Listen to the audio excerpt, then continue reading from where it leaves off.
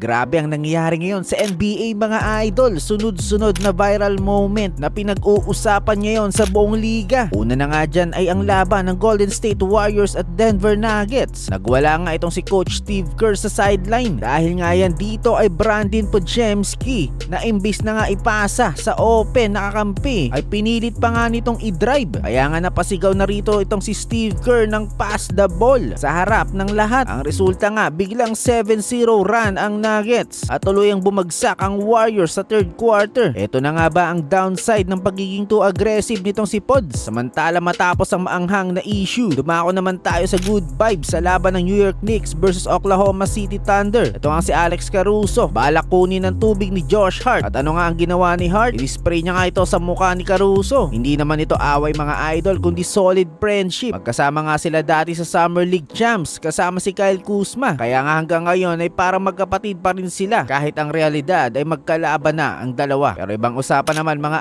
idol itong kay Jason Tatum ng Boston Celtics. Dahil matapos nga ang clash shots versus Charlotte Hornets, sumabog nga ang emosyon nito. Napasigaw na may kasamang mura. Pero dinominate naman ito ang Hornets na nakagawa ng 32 points at 8 assists. Pero syempre nahati dito ang reaction ng fans. Ang iba ay nagsasabi nga na siya ang face of the league. Ang iba naman ay corny daw. Ito na nga ba ang mas bagong aggressive na Tatum habang hinahabol nga ng Celtics ang 50 wins. At dito na nga tayo sa mas pinakamainit mga idol at kontrobersyal. Galit na galit niya itong si Mike Brown dahil sa free throw disparity na 26 and 8. Biruin mo yon kontra Oklahoma City Thunder. Mga fans tinarget itong si Shai Gilgeous-Alexander. Tinawag nga na foul merchant dahil sa style nga nito na pag-drawing ng fouls. May mga nananawagan pa na investigasyon sa mga referees. Legit concern na ba ito mga idol o iyakan lang ito ng mga talunan? At hindi pa tayo tapos mga idol dahil sa parehong Warriors versus Nuggets game nga may nangyaring mini brawl. Nagkainitan niya itong si DeAnthony Melton at Zeke Naji. Pero ang mas pinaka-viral dito mga